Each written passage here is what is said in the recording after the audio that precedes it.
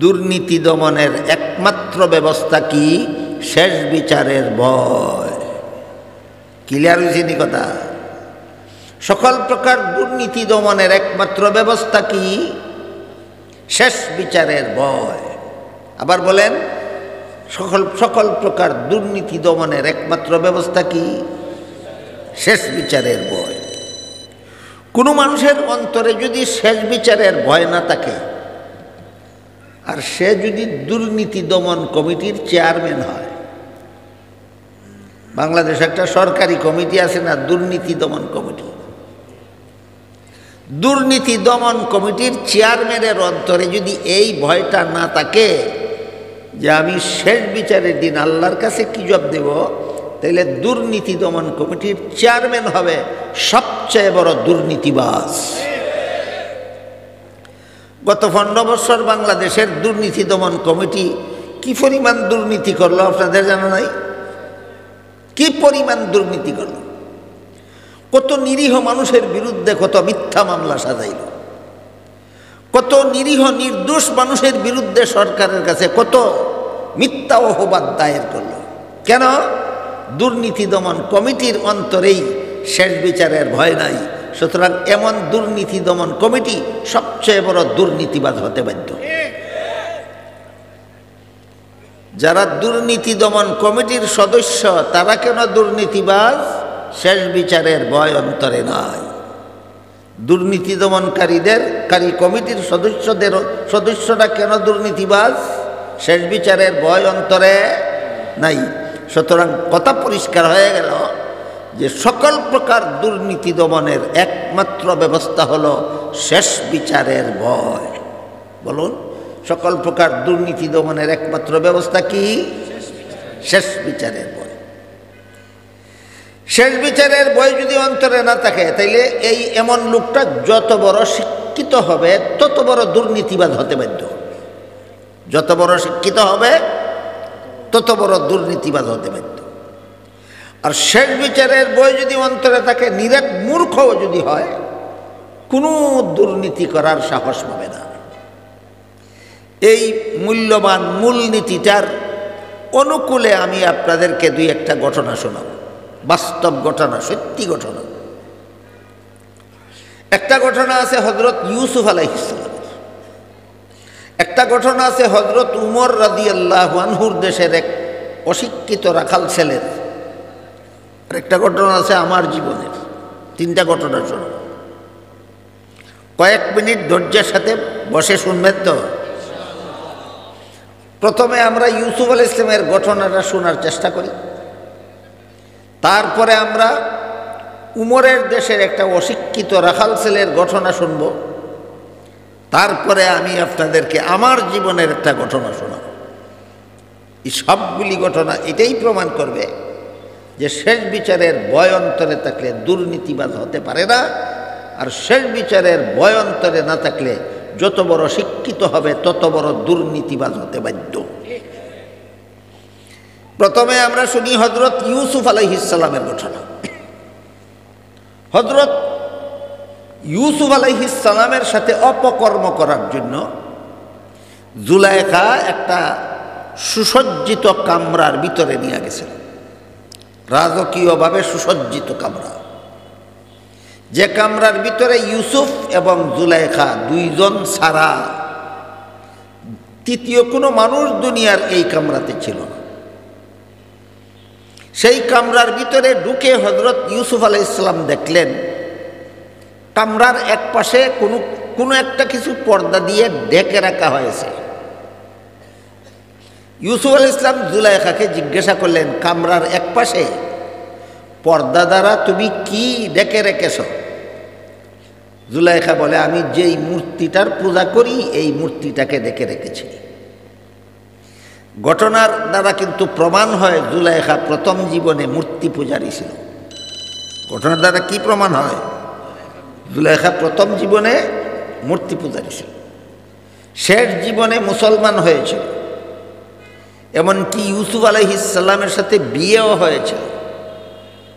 ইউসুফ আলাইহিস সালামের ঔরসে জুলাইখার ঘরে সন্তানাদিও জন্ম হয়েছিল। এই সব কিছুই হয়েছিল শেষ জীবনে, কিন্তু প্রথম জীবনে জুলাইখা ছিল মূর্তি পূজারী।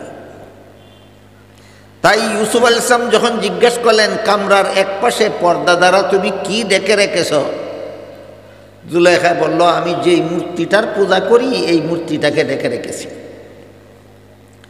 ইউসুফ আলাইহিস সালাম জিজ্ঞেস করলেন, বললেন তুমি তো এটার পূজাই করো, তাইলে ডেকে রাখলে কেন?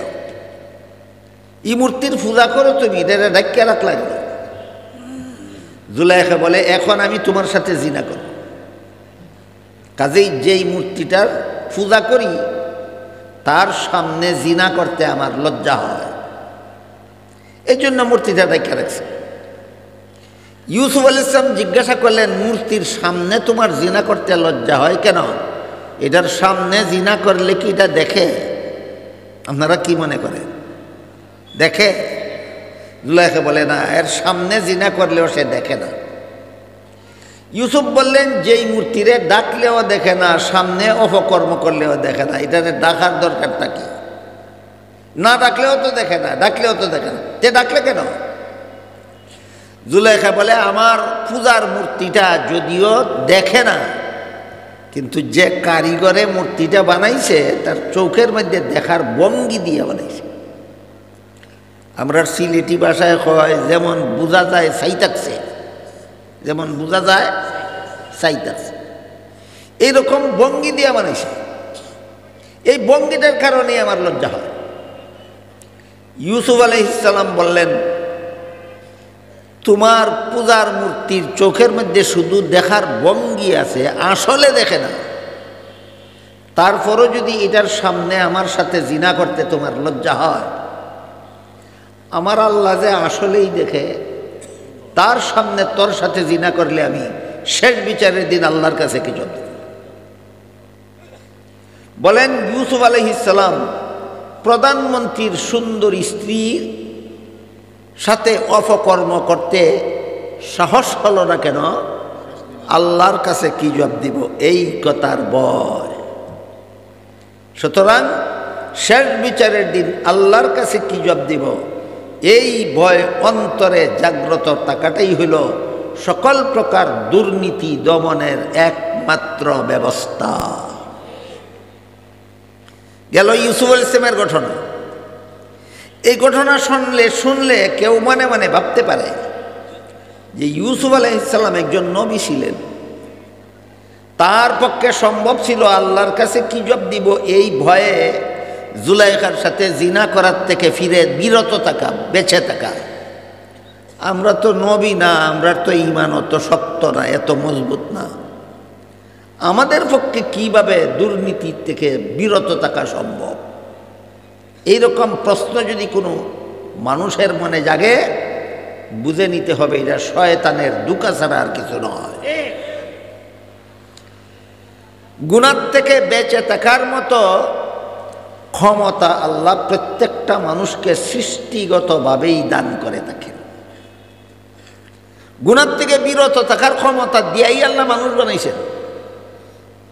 এমর্মে আল্লাহ বলেন ওয়ানাফসিউ ওয়া মা সাওয়াহা ফাআলহামাহা ফুজুরাহা ওয়া তাকওয়াহা কাদ আফলাহা মান যাক্কাহা ওয়া কাদ খাবা মান দাসসাহা। এর অর্থ হইল, মর্ম হইল এই কথা, প্রতিটি মানুষের মনের মধ্যে আমি গুনার আকর্ষণ দিয়েই সৃষ্টি করেছি। কারণ কোন গুনার কাজ করলে তার কি উপকার হবে দুনিয়াতে, কি আনন্দ হবে, কি মজা হবে, এটা বোঝার যোগ্যতা দিয়েই মানুষের অন্তরে আমি মানুষ সৃষ্টি করেছি। সাথে সাথে গুনার কাজ করলে জাহান্নামের শাস্তি কত ভয়ঙ্কর হবে ওইটাও বোঝার যোগ্যতাও মানুষের অন্তরে দিয়েই আমি সৃষ্টি করেছি। এক কথায় মানুষের অন্তরটাকে আমি আল্লাহ এমনভাবে বানাইছি যে সে গুনার কাজের মজাও বুঝে, গুনার কাজের সাজাও বুঝে। প্রতিটি গুনার কাজের মজা এবং সাজা, এই দুইটা ফলাফল বুঝার মতো যোগ্যতা দিয়েই আমি আল্লাহ মানুষের অন্তরটারে সৃষ্টি করেছি।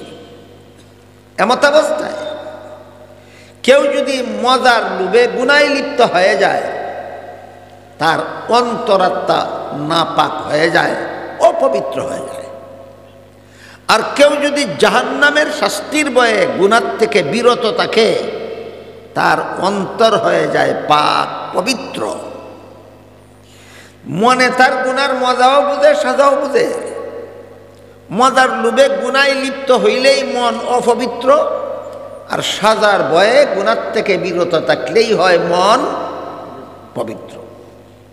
কাজেই প্রতিটি মানুষের অন্তরে আল্লাহ জাহান্নামের শাস্তির ভয়ে গুনার থেকে বিরত থাকার মতো যোগ্যতা দিয়েই বানাইছেন।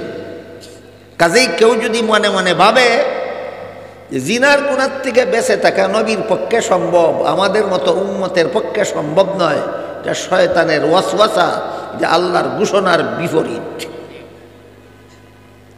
এই জন্য শয়তানের এই ওয়াসওয়াসাটার থেকে আপনাদের মনকে পরিষ্কার করার জন্য আমি এখন এমন একটা মূর্খ রাখাল ছেলের ঘটনা বলবো, যে নবী তো ছিলই না, আলেমও ছিল না। একটা সাধারণ মূর্খ ছেলে ছিল, কিন্তু তার অন্তরে এই ভয় ছিল, আমি অপকর্ম করলে শেষ বিচারের দিন আল্লাহর কাছে কি জবাব দেব। রাখাল ছেলেটা ছিল খলিফা উমরের দেশের রাখাল ছেলে। হযরত উমর ফারুক রাদিয়াল্লাহু তাআলা আনহু রাসূলের দ্বিতীয় খলিফা ছিলেন, রাসূলের শ্বশুর ছিলেন, রাসূলের বিশিষ্ট সাহাবী ছিলেন। উমরের প্রধান তিনটা পরিচয় আমাদের সকলের জানা থাকা দরকার। এক নম্বর, তিনি ছিলেন রাসূলের দ্বিতীয় খলিফা। দুই নম্বর, তিনি ছিলেন রাসূলের শ্বশুর। তিন নম্বর, হযরত উমর ছিলেন রাসূলের বিশিষ্ট সাহাবী। কটা পরিচয়? তিনটা পরিচয়। আজকে আমরা শুধু খলিফা পরিচয়ের বিষয়টা বুঝি, আমার বাকি ঘটনাটা বোঝার জন্য। রাসূল করিম সাল্লাল্লাহু আলাইহি ওয়াসাল্লাম মক্কা শরীফ থেকে হিজরত করে মদিনা শরীফ যাওয়ার পরে একটা রাষ্ট্র প্রতিষ্ঠা করেছিলেন। মদিনা শরীফ যাওয়ার পরে রাসূল একটা রাষ্ট্র প্রতিষ্ঠা করেছিলেন। সেই রাষ্ট্রটাকে পরিচালনা করার জন্য রাসূল একটা লিখিত সংবিধানও তৈরি করেছিলেন। ইতিহাসের ভাষায় রাসূলের তৈরি করা সংবিধানটার নাম ছিল মদিনা সনদ। বুঝে থাকলে বলেন, রাসূল মদিনা শরীফে হিজরত করে যাওয়ার পর রাষ্ট্র প্রতিষ্ঠা করেছিলেন কিনা, রাষ্ট্র পরিচালনাও করেছেন কিনা, পরিচালনার জন্য সংবিধানও বানাইছেন কিনা। কাজেই কেউ যদি রাসূলকে মানে বলে দাবি করে, রাসূলকে বিশ্বাস করে বলে দাবি করে, রাসূলের জীবন ইতিহাসকে নিজের জীবনের আদর্শ মনে করে, আর বলে যে রাষ্ট্রীয় জীবনে ইসলামের বিধান চলবে না, এ সত্যই রসুল মানে না রসুল মানার নামের দুঃখাবাজ। এমন দুঃখাবাজ কয়জন আছে আপনারা সমাজে? বক্তৃতা দেওয়ার সময় তো সস্তা বক্তৃতা দেয়, কয় রসুল মুজের জীবনের আদর্শ। রসুল তোমার জীবনের আদর্শ শুধু মিষ্টি খাওয়ার লাগি আর বিয়া করার লাগি? মিষ্টি খাওয়া নবীর সুন্নত, এই জন্য তুমি মিষ্টি খাও। বিয়া করা নবীর সুন্নত, এই জন্য তুমি বিয়া করো। আর ইসলামের বিধান মতো রাষ্ট্র পরিচালনা করা নবীর তরিকা না। তুমি নবীর এই খালি মজার জিনিস কান লইলা আর কঠিন জিনিস কান ছেড়া দিলা, তোমার মতো মুনাফিক জগতে আর কেউ হতে পারে না। রাসূল করিম সাল্লাল্লাহু আলাইহি ওয়াসাল্লাম যে রাষ্ট্র প্রতিষ্ঠা করেছিলেন, দীর্ঘ 10টি বছর নিজেই সেই দেশ শাসন করেছিলেন। রাসূলের ইন্তেকালের পর রাসূলের প্রতিষ্ঠিত রাষ্ট্র পরিচালনার জন্য রাসূলের প্রথম প্রতিনিধি হলেন হযরত আবু বকর সিদ্দিক। এই বাংলায় বলে প্রতিনিধি, আর কুরআন হাদিসের ভাষায় বলে খলিফা। এই জন্য আবু বকরকে রাসূলের প্রথম খলিফা বলা হয়। রাসূলের প্রতিষ্ঠিত রাষ্ট্রটা রাসূলের পক্ষ থেকে পরিচালনার জন্য রাসূলের প্রতিনিধি, প্রথম প্রতিনিধি হইলেন আবু বকর। এই জন্য আবু বকরকে কুরআন হাদিসের ভাষায় রাসূলের প্রথম খলিফা বলা হয়। হযরত আবু বকরের ইন্তেকালের পরে রাসূলের সেই প্রতিষ্ঠিত রাষ্ট্র পরিচালনার জন্য রাসূলের দ্বিতীয় প্রতিনিধি মনোনীত হলেন হযরত উমর ফারুক রাদিয়াল্লাহু আনহু। এই জন্য উমরকে রাসূলের দ্বিতীয় খলিফা বলা হয়। এই খলিফা শব্দ বলতে তখন যা বুঝাইতো, আমাদের বর্তমান সময়ের রাজনৈতিক পরিভাষায় এটাকে প্রধান শাসনকর্তা বলা হয়। প্রধান শাসনকর্তা, কোন দেশের প্রধান শাসনকর্তাকে তখন খলিফা বলা হইতো। আজকাল কোন দেশের প্রধান শাসনকর্তাকে হয়তো কোনো দেশে প্রেসিডেন্ট বলা হয়, কোনো দেশে প্রধানমন্ত্রী বলা হয়। বস বর্তমান যুগের প্রেসিডেন্ট বা প্রধানমন্ত্রী যে বলতে যা বুঝায়, খলিফা বলতে সেই যুগে তাই বুঝাইত। সুতরাং হযরত উমর ছিলেন রাসূলের প্রতিষ্ঠিত রাষ্ট্রের প্রধান শাসনকর্তা। এবার আমরা বোঝার চেষ্টা করি, খলিফা উমর যে দেশের প্রধান শাসনকর্তা ছিলেন, সেই দেশটা বাংলাদেশের সমান কোনো দেশ ছিল না, পাকিস্তানের সমান নয়, ভারতের সমান নয়, বরং হযরত উমর যে দেশের শাসনকর্তা ছিলেন, দেশটা ছিল প্রায় অর্ধেকটা পৃথিবীর সমান। বুঝে থাকলে বলেন তো, খলিফা উমর যে দেশের শাসনকর্তা ছিলেন, ছোট্টখাটো একটা দেশ ছিল না অর্ধেকটা পৃথিবীর সমান? এত বড় বিশাল সাম্রাজ্যের শাসনকর্তা ছিলেন খলিফা উমর। কিন্তু উমর জীবনযাপন করতেন একেবারে সাদা সিধা। একেবারে সাদা সিধা কইলেও কম হয়, অস্বাভাবিক সাদা সিধা।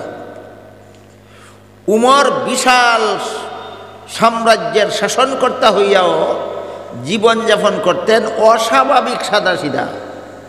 সাধারণ সাদা সিধা না অস্বাভাবিক? অস্বাভাবিক সাদা সিধা কেমন, এর একটা ঘটনা শুনেন। আগে একবার খলিফা উমর দেশের জনসাধারণকে একটা করে সরকারি চাদর বিনামূল্যে বিতরণ করলেন। আমরা দেশের ভাষায় কয় রিলিফ। সরকারে যে জনগণের মধ্যে রিলিফের মাল দেয়, মূল্যের বিনিময়ে না বিনামূল্যে? হ্যাঁ, বিনামূল্যে। খলিফা উমর দেশের জনগণকে বিনামূল্যে একটি করে চাদর দান করলেন। তারপরে শুক্রবারে জুমার নামাজের খুতবা পড়ার জন্য খলিফা উমর যখন মিম্বরে দাঁড়ালেন, দেখা গেল খলিফা উমরের শরীরে সরকারি চাদর দুইটা, একটা নিম্নাঙ্গে পড়েছেন, একটা ঊর্ধ্বাঙ্গে পড়েছেন। এমন অবস্থায় একজন মুসল্লি দাঁড়াইয়া বলে, খলিফা উমর, সরকারি চাদর আমাদেরকে দিলেন মাথা পিছে একটা, আপনি নিলেন দুইটা, কোন বিচারে? এই প্রশ্নের জবাব দিতে না পারলে আপনার খুতবাও শুনব না, আপনার পিছনে নামাজও পড়ব না। খলিফা উমর বললেন, তোমার প্রশ্নের জন্য তোমাকে ধন্যবাদ, তোমার প্রশ্নের জন্য তোমাকে ধন্যবাদ। বর্তমান দুনিয়ার কোনো রাষ্ট্রপ্রধানকে যদি সাধারণ একজন নাগরিকে জিজ্ঞাসা করে, গায়ের পোশাক কার টাকা দিয়ে বানাইছো, কোটি টাকার গাড়ি কার টাকা দিয়া কিনছ, আকাশ ছোঁয়া বাড়ি কার টাকা দিয়া বানাইছো, কইব তোমার প্রশ্নের জন্য ধন্যবাদ না দৈন্যা কুটা দিব? দৈন্যা কুটে নি মিশিন, দৈন্যা কুটা দিব। খলিফা উমর বললেন, তোমার প্রশ্নের জন্য তোমাকে ধন্যবাদ। এই কথা কেন বললেন? কারণ যেই দেশের জনগণের শাসনকর্তাকে কার পয়সা দিয়ে বাড়ি গাড়ি করছো প্রশ্ন করার অধিকার থাকে, এই দেশের সরকার ঘি খাইয়া আর জনগণ না খাইয়া মরে না। জনগণের যদি অধিকার না থাকে, কার টাকা দিয়ে বানাইছ, তখন ওই সরকার মরে ঘি খাইয়া আর পাবলিক মরে না খাইয়া। এই জন্য খলিফা উমর লোকটাকে বললেন, তোমার প্রশ্নের জন্য তোমাকে ধন্যবাদ, তবে একটা ব্যাপারে দুঃখিত, আমি তোমার প্রশ্নের জবাবটা আমি দিতে পারবো না, আমার ছেলে আব্দুল্লাহ দিব। উমরের ছেলের নাম আব্দুল্লাহ।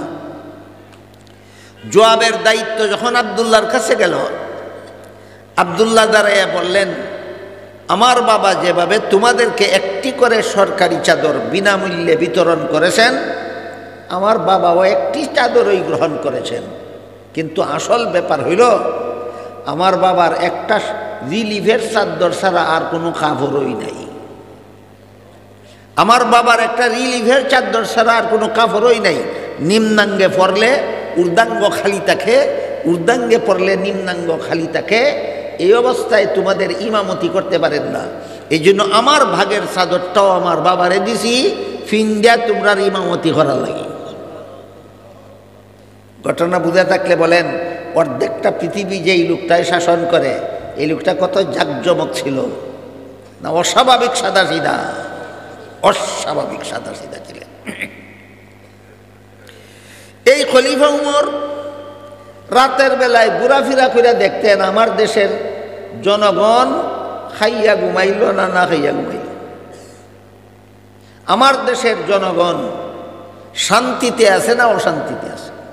একদিন খলিফা উমর এক গুলামরে সাথে নিয়ে রাতে ঘোরাফেরা করতে করতে এক বিধবা মহিলার ঘরের সামনে গেলেন। গিয়া শুনলেন কয়েকটা এতিম বাচ্চা খাওয়ার জন্য কাঁদতেছে।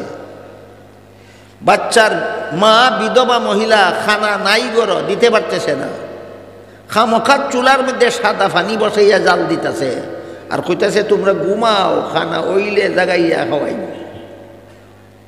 অবস্থা ব্যতিক্রম দেখিয়া খলিফা উমর ডাক দিলেন, কে আছো ঘরে? দোয়ার করলো। বৃদ্ধ মহিলা দোয়ার করলো। এই মহিলা খলিফা উমরকে আর দেখছে না কোনোদিন। এই জন্য খলিফা উমরকে মহিলাই চিনতে পারছে না। খলিফা উমর মহিলারে জিজ্ঞাসা করলেন, তোমার এই বাচ্চারা কান্দে কেন, আর তুমি চুলার মধ্যে বসাইয়া কি রাঁধতেছ? মহিলায় কয়েক জবাব দিমু পরে, আগে আমার কথা শোনো।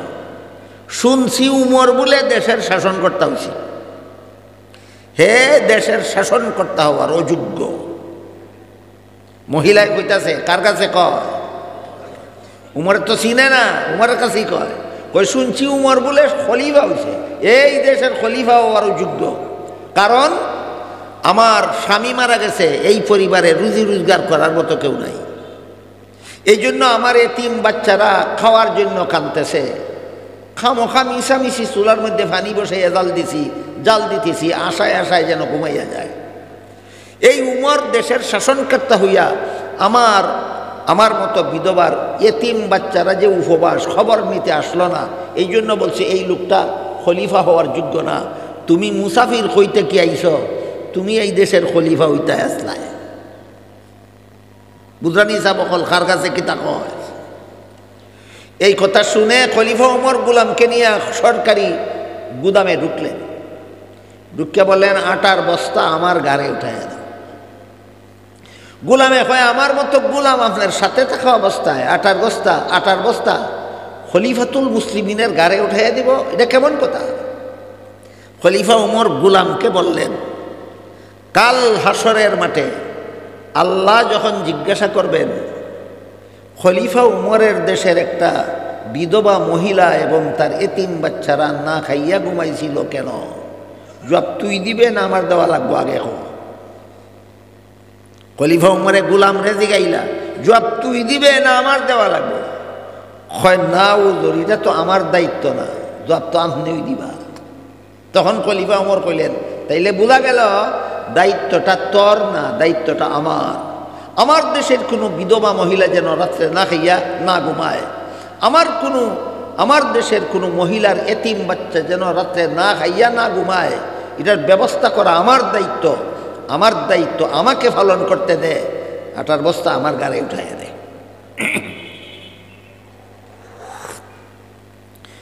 কোন বিচারের বয়ে খলিফা উমর আটার বস্তা নিজের ঘাড়ে উঠাইয়া লইলেন? কিয়ামতের হিসাব নিকাশের বয়ে। গোলাম বাধ্য হইয়া আটার বস্তা খলিফা উমরের ঘাড়ে উঠাইয়া দিল। বস্তা গাড়ি নিয়ে খলিফা উমর গোলামের মতো চলতেছিলেন, আর গোলাম খালি হাতে নবাবের মতো খলিফা উমরের সাথে যাইতেছিল। বিধবা মহিলার বাড়িতে গিয়া বস্তার থেকে আটা খুলাইলেন, রুটি বানাইয়া বিধবা মহিলার দ্বারা রুটি শেখাইলেন, বাচ্চাদেরকে এতিম বাচ্চাদেরকে ঘুম থেকে জাগাইলেন, রুটি খাওয়াইয়া তাদের মুখে হাসি ফুটাইলেন। বিদায়ের সময় মহিলারা কইলেন, আগামীকাল অফিস টাইমে খলিফা উমরের কাছে যাইও, তোমার এবং তোমার এতিম বাচ্চাদের নামে বেকার ভাতা মঞ্জুর করে দেওয়া হবে। পরের দিন বিধবা মহিলা খলিফা উমরের দরবারে গিয়া দেখে গত রাত যে মুসাফির বেটার কাছে কইছিল উমর খলিফা হওয়ার যোগ্য না, ই বেটা ওই উমর। কাহিনী বুঝছেন নি সাবাহ? এই যে খলিফা উমরের এই যে একটা ঘটনা কইলাম, যে আমার দেশের এতিম বাচ্চা যদি না খাইয়া ঘুমায়, আমার দেশের বিধবা মহিলা যদি এক রাত্রে না খাইয়া ঘুমায়, শেষ বিচারের দিন আল্লাহর কাছে কি জবাব দেব? এই ভয়টা যদি কোনো দেশের সরকারের অন্তরে থাকে, এই সরকার জনগণের অধিকার না দিয়া শুধু গদিটা কুত্তার আড্ডির মতো কামড় দেয়া ধরে রাখতে পারে? তাহলে এমন সরকার আসেনি দুনিয়াতে কোনো দেশ জনগণের অধিকার দেয় না, গদিটা কুত্তায় যেমন আড্ডিটা কামড় দেয়া ধরে রাখে ছাড়ে না, হেও গদিটারে কামড় দেয়া ধরে রাখে ছাড়ে না। সরকারের দল এত বড় দুর্নীতিবাজ কেন হয়? একমাত্র এই ভয়ে যে আমার দেশের জনগণের অধিকার আদায় না করলে আমি শেষ বিচারের দিন আল্লাহর কাছে কি জবাব দেব? খলিফা উমর আটার বস্তা ঘাড়ে পিড়ে নিয়ে গেলেন, নিজের ঘাড়ে গোলাম সাথে থাকা সত্ত্বেও, আর রুটি শেখাইয়া বাচ্চাদেরকে খাওয়াইয়া তাদের মুখে হাসি ফুটাইয়া ফিরে গেলেন। কিসের ভয়ে? শেষ বিচারের দিন আল্লাহর কাছে কি জবাব দেব? এটা গেল খলিফা উমরের ঘটনা। এখন শুনেন খলিফা উমরের দেশের রাখাল ছেলের ঘটনা। একবার খলিফা উমর মরুভূমির রাস্তা দিয়ে যাইতেছিলেন। মরুভূমির রাস্তা বাংলাদেশের মানুষের বুদানি বড় কঠিন। 10 mile, 20 mile, 30 mile, 50 mile, 100 mile রাস্তা। এর ভিতরে কোনো বাড়ি ঘর নাই, এর ভিতরে কোনো দোকানপাট নাই, এর ভিতরে খানা পানি জোগাড় করার কোনো ব্যবস্থা নাই। এমন এমন বালুকাময় বিশাল মাঠকে আরব দেশে মরুভূমি বলা হয়। খলিফা উমর এমন একটা মরুভূমির রাস্তা দিয়ে যাইতেছিলেন, সাথে খানা খাওয়ার মতো কিছু নাই, বাড়িঘরও নাই, দোকানপাটও নাই, জোগাড় করার ব্যবস্থাও নাই। খলিফা উমরের পেটের খিদায় বড় কষ্ট হইতেছিল। এমত অবস্থায় দেখলেন ওই মরুভূমির মধ্যে একটা রাখাল ছেলে এক ফাল ছাগলের রাখালি করে। তিনি দেখলেন ওই রাখাল ছেলেটা তার পালের একটা দুধের ছাগলের দুধ দোহন করে পান করে। আমরা সিলেটি ভাষায় কই কিরায়, কিরায় ছাগলের দুধ কিরায়, বাংলা ভাষায় কয় দোহন করা। সিলেটের বাইরে অন্যান্য জেলায় কয় দোয়ায়, কয় দুধ দোয়াইয়া খাইছে। আমরা কই দুধ কিরাইয়া খাইছে, এরা কয় দোয়াইয়া খাইছে, আর বাংলা কয় দোহন করে। কেমনে কইলে সহজে বুঝবেন বলেন? কিরাইয়া, রাখাল ছেলে একটা ছাগলের দুধ কিরাইয়া খাইছে। খলিফা উমর ওই রাখাল ছেলের কাছে গিয়া বললেন, রাখাল ভাই, তোমারে দেখলাম একটা ছাগলের দুধ কিরাইয়া খাইছো, আর একটা ছাগলের দুধ কিরাইয়া আমারে দেও খাই, আমার ফেটো মুখ। এই রাখাল ছেলে খলিফা ওই বিধবা মহিলার মতো, কোনোদিন দেখছে না, এই জন্য চিনছে না, মনে করছে মুসাফির। রাখাল ছেলে খলিফা উমরের হয়, মুসাফির ভাই, এই যে দেখছো ছাগলের ফাল, ইতার মালিক আমি না, আমি মালিকের বেতনভোগী চাকর। মাস শেষে যে নগদ টাকা দিবে মালিকে, সেইটাও আমার বেতন। রাখালি করার সময় ফেটে বুক লাগলে একটা ছাগলের দুধ কিরাইয়া খাই, ওটা আমার বেতন। তুমি তো আমার মালিকের বেতনভোগী চাকর না, কাজে আমার মালিকের অনুমতি ছাড়া তোমারে 1 ফুটা দুধও দিতে পারবো না। খলিফা উমর মনে মনে ভাবলেন, আমার ফেটের বুক গেলে গেল, না গেলে নাই। আমার দেশের একটা রাখাল ছেলে যে এত বড় আমানতদার, মালিকের অনুমতি ছাড়া মাল কেউ দেয় না, এতে আমার আত্মাটা তুষ্ট। কিন্তু সর্বযুগেই সমাজে এমন কিছু মানুষ থাকে যথেষ্ট পরিমাণ, যারা কথা কয় সময় এমন মজার মজার কথা কয়, কিন্তু খাম করে ফেরাউনের মতো। কথা কয় নবীরার মতো, আর খাম করে ফেরাউনের মতো, দুঃখা দেওয়ার। তাইলে সুন্দর সুন্দর কথা কেন কয়? হে যে ফেরাউনের মতো কাম করে, এটা যাতে মানুষে ধারণা করতে না পারে। মানুষের আইওয়াশ করার জন্য, মানুষের চোখে ধুলা ভরা দেওয়ার জন্য এই ফেরাউন মার্কা খাম যে করে, হে মানুষের সামনে সুন্দর সুন্দর কথা কয়। খলিফা উমর ভাবলেন রাখাল ছেলে আমার এমন সুন্দর কথা কইছে, আমারে ধোঁকা দিবার লাগে কিনা, আমি তারে পরীক্ষা করতে হবে। খলিফা উমর রাখাল ছেলের আসল অবস্থা পরীক্ষা করার জন্য তারে কতগুলি অসৎ পরামর্শ দিলেন। বলেন অসৎ পরামর্শ বাস্তবায়ন করার জন্য না পরীক্ষা করার জন্য? পরীক্ষা করার জন্য কতগুলি অসৎ পরামর্শ দিলেন। 1 নম্বর পরামর্শ দিলেন, তুমি যদি একটা ছাগলের দুধ আমারে বিনামূল্যে না দাও, তাহলে একটা দুধের ছাগল আমার কাছে উচিত মূল্যে বিক্রি করে দাও। এবার বিনামূল্যে চাইলেন না উচিত মূল্যে? উচিত মূল্যে। এতে আমার একটা উপকার হবে, তোমার একটা উপকার হবে। আমার উপকার এই হবে, ছাগলটা কিনে নিয়ে এক্ষুনি আমি খিরাইয়া দুধ পান করব, আমার পেটের খিদা যাবে, এটা আমার উপকার। আর তোমার উপকার এই হবে, তোমার মালিকে যা বেতন দিব তো দিবই, আর এক ছাগলের মূল্য তুমি বেতনের অতিরিক্ত পাবে, এটা তোমার উপকার। এটা একটা সুবুদ্ধি না কুবুদ্ধি? কেন দিলেন? বাস্তবায়নের জন্য না রাখাল ছেলের হে নীতিশীল না দুর্নীতিবাজ? পরীক্ষা করার জন্য। পরীক্ষা করে রাখাল ছেলে কয়, মুসাফির মিয়া তোমার কথা মতো একটা ছাগল তোমার কাছে বিক্রি করিয়া পয়সাটা যদি আমি খাইয়া লাই, আত্মসাৎ করে ফেলি, মালিকে যখন গণ্যা দেখব ফালের মধ্যে ছাগল একটা কম, তখন তো আমারই জিজ্ঞাসা করবো ছাগল একটা কম কেন, মালিককে কি জবাব দেবে? খলিফা উমর কইলেন, মালিক রে কইও ছাগল একটা বাগে দইরা নিয়ে গেছে। একটা ছাগল বাগে দইরে নিয়ে গেলে রাখাল ছেলের ফিরানির কোনো ক্ষমতা থাকে না, কাজে তোমার বিরুদ্ধে কোনো বিচার চলবে না, তুমি বেকসুর খালাস পাবে, মালিকে ধরতে পারতো না তোমারে। এই কথা বলা মাত্র রাখাল ছেলে খলিফা উমরের প্রতি দারুণভাবে খেপলো। কেপিয়া কইল, এই বেটা মুসাফির দাঁড়া, আমার একটা কথা শুনে যা। আমার মালিক, আমি মালিকের বিশ্বস্ত চাকর। আমি যদি একটা ছাগল তোর কাছে বেচিয়া পয়সাটা মাইরা খাইলাই, আর মালিক রেখই বাগে দইরা নিছে, আমার 100 ভাগ বিশ্বাস করবে, অবিশ্বাস করবে না বিন্দু মাত্র। কিন্তু তুই কইয়া যা, শেষ বিচারের দিন আল্লাহ যখন জিগাইব ছাগল একটা কি করছিলে, তখন কি জবাব দেব? বলেন ছাগল একটা বিক্রি কইরা পয়সাটা মাইরা খাওয়া সুযোগ পাইছিল নি রাখাল ছেলে? কোন সাহসে পারল না সুযোগটা গ্রহণ করতে? শেষ বিচারের ভয়। সুতরাং দুনিয়ার সকল প্রকার দুর্নীতি দমনের একমাত্র ব্যবস্থা হলো শেষ বিচারের ভয়। এই জন্য আল্লাহ কোরআনের সর্বশেষে যে আয়াত নাজিল করেছেন, এখানে বলে দিয়েছেন, ওয়াত্তাকু ইয়াওমান তুরজাউনা ফীহি ইলাল্লাহ। শেষ বিচারের ভয় অন্তরে রাখো, যদি দুর্নীতিমুক্ত দুনিয়া চাও, দুর্নীতিমুক্ত আখিরাত চাও। উমরের ঘটনা কইলাম, হযরত ইউসুফ আলাইহিস সালামের ঘটনা কইলাম। উমরের দেশের রাখাল ছেলেটাও একজন নবী ছিল না? অশিক্ষিত রাখাল ছেলে ছিল। অশিক্ষিত রাখাল ছেলে যদি দুর্নীতিতে কি বাঁচতে পারে শেষ বিচারের ভয়ে, তা আমরা শিক্ষিত সমাজ কেন দুর্নীতি পারবো না শেষ বিচারের ভয়ে? কথা বুঝলানি যাব? এবার আমার নিজের জীবনের ঘটনা একটা কই। আমার মনে হয় কমপক্ষে 40 বছর আগের ঘটনা হবে। আজ থেকে প্রায় 40 বছর আগে ব্রাহ্মণবাড়িয়া এলাকায় এক সভাত গেছিলাম ওয়াজ। ফিরার পথে ব্রাহ্মণবাড়িয়া স্টেশনে গেলাম রেলে বাড়ি আসার জন্য। গিয়া দেখি গাড়ি ছাইরা দিতেছে, টিকিট নেওয়ার সুযোগ নেই।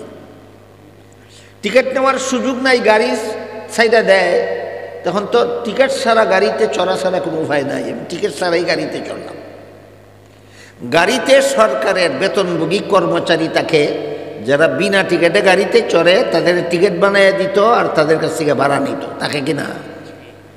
আমি গিয়া তারে কইলাম, ভাই গাড়ি ছাইড়ে দিছে, আমি টিকিট দিতে পারছি না, আমার একটা টিকিট বানাইয়া দেন, আর ভাড়া যা হয় আমি দিয়া দেই। আমার একটু গরম দেখাইয়া কয়, টিকিট বানাইয়া দেওয়া যাবে না। আমি কইলাম, কেন? তোমারে সরকারে বেতন দেয়, আমারে টিকিট বানিয়ে দেবে না? সরকারের বাপের সম্পত্তি দিচ্ছে না, জনগণের ট্যাক্সের টাকা দিয়া। এই কথাটা আপনাদের সকলের জীবন ভর মনে রাখা দরকার। সরকার যত সরকারি কর্মচারীর যত কোটি কোটি টাকা বেতন দেয়, একটাও সরকারের বাপের টাকা না, সব জনগণের ট্যাক্সের টাকা। এই কথা জীবনে কোনোদিন ভুলে যাবেন না। যত সরকারি যত কর্মকর্তা, প্রেসিডেন্ট থেকে নিয়ে, প্রধানমন্ত্রী থেকে নিয়ে, অন্যান্য মন্ত্রী থেকে নিয়ে, এমপি থেকে নিয়ে, ডিসি, এসপি, দারোগা, পুলিশ, যত রকমের সরকারি কর্মচারীকে প্রতি মাসে যত কোটি কোটি টাকা সরকার বেতন দেয়, একটাও সরকারের পয়সা নয়, সবগুলি আপনাদের পয়সা।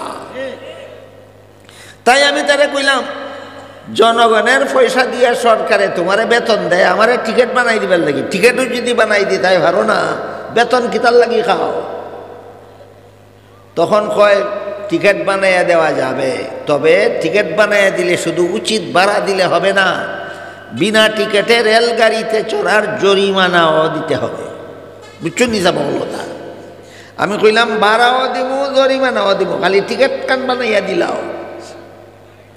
ওখন কয় হুজুর আপনার জরিমানা তো লাগতোই না, ভাড়াও সবটা দেওয়া লাগবে না, টিকিট ছাড়া যা মনে চায় আমারে দিলাও কা। কিতা করতাম? টিকিট ছাড়া। হোক আপনারা ঘটনা বুঝি, এটা বাস আমার জীবনের ঘটনা বুঝেছি, বই পুস্তকে লেখা কল্প কাহিনী না, আমি ভুক্তভোগী এই ঘটনা। আমি যদি টিকিট ছাড়া তার 10টা টাকাও দেই, যাইবনি জনগণের তহবিল না, এর পকেটও থাকবো। আজকের থেকে এটাও মনে রাখবেন, রাষ্ট্রীয় যত ভান্ডার আছে টাকার, ব্যাংকে যত সরকারি টাকা আছে, এক পয়সার মালিকও সরকার না, সবটার মালিক জনগণ। সবটার মালিক জনগণ। সরকার শুধু জনগণের টাকার দ্বারা জনগণের খেদমত করার দায়িত্বশীল, মালিকও না, বুক করার অধিকারও নাই। আপনাদের টাকা সরকারি তহবিলে জমা হয়, এই টাকা দিয়ে আপনাদের যাবতীয় অধিকার পূরণ করা সরকারের দায়িত্ব। তো আমি যদি তারে 10টা টাকাও বিনা টিকিটে দেই, যাইবনি আপনার আর তহবিল না, তার পকেটও থাকবো, তার পকেটও থাকবো। বুঝে থাকলে বলেন এটা নীতি হবে না দুর্নীতি? এই লোকটা অশিক্ষিত ছিল বলে সরকারে চাকরি দিছে, না শিক্ষিত? এই শিক্ষিত লোকটা এত বড় দুর্নীতিবাদ হইল কেন? যে শিক্ষা শিখছে, এই শিক্ষার মধ্যে শেষ বিচারের দিন আল্লাহর কাছে কি জবাব দিব, এই কথা নাই, এই কথা নাই। শেষ বিচারের দিন আল্লাহর কাছে কি জবাব দেব, এই কথা যে শিক্ষার মধ্যে নাই। এই শিক্ষা শিক্ষা যদি টিটি হয়, টিটি হবে দুর্নীতিবাজ, যদি ড্রাইভার হয়, ড্রাইভার হবে দুর্নীতিবাজ, যদি পুলিশ হয়, পুলিশ হবে দুর্নীতিবাজ, যদি ওসি হয়, ওসি হবে দুর্নীতিবাজ, যদি ডিসি হয়, ডিসি হবে দুর্নীতিবাজ। শেষ বিচারের দিন আল্লাহর কাছে কি জবাব দিব? এই শিক্ষা যাদের, এই কথা যাদের শিক্ষার মধ্যে নাই, এরা যদি এমপি হয়, এমপি হবে দুর্নীতিবাজ, এরা যদি মন্ত্রী হয়, মন্ত্রী হবে দুর্নীতিবাজ, এরা যদি প্রধানমন্ত্রী হয়, প্রধানমন্ত্রী হবে দুর্নীতিবাজ, এরা যদি প্রেসিডেন্ট হয়, প্রেসিডেন্ট হবে দুর্নীতিবাজ।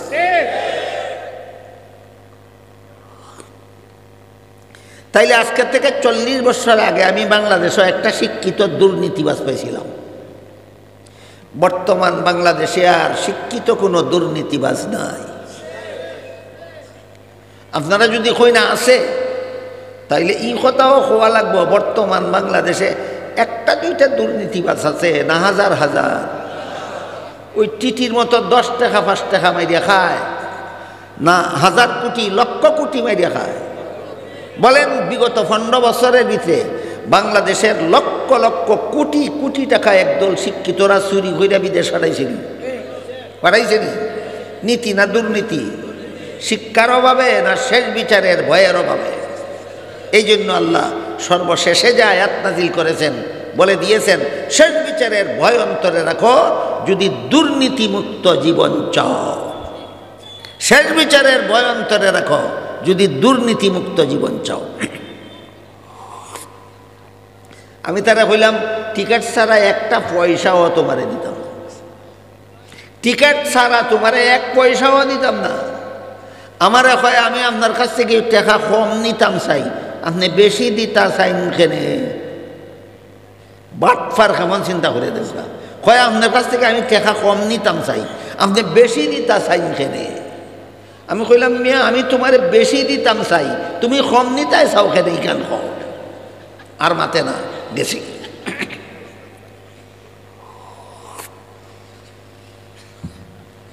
আমি কি আপনাদের বুঝাতে পারলাম? দুর্নীতি থেকে বাঁচার আর কোনো পথ নেই, আর কোনো একটাই পথ, এই পথ ছাড়া আর কোনো পথ নাই। দুর্নীতিমুক্ত জীবন গড়ার একমাত্র ব্যবস্থা শেষ বিচারের ভয়। এই জন্য আল্লাহ কোরআনের সব সূরা নাজিল করার পরে, সব আয়াত নাজিল করার পরে সর্বশেষে বলেন ওয়াত্তাকু ইয়াওমান তুরজাউনা ফীহি ইলাল্লাহ, শেষ বিচারের ভয় অন্তরে রাখো যদি দুর্নীতিমুক্ত জীবন চাও। আল্লাহ আপনারারে আমরারে এই শেষ বিচারের ভয় অন্তরে জাগ্রত কইরা দুর্নীতিমুক্ত জীবন যাপনের জীবন গড়ার তৌফিক দেউকা সবাই হুকা আমিন। সুবহান রাব্বিকা রাব্বিল ইজ্জাতি আম্মা ইয়াসিফুন ওয়া সালামুন আলাল মুরসালিন ওয়ালহামদুলিল্লাহি রাব্বিল আলামিন।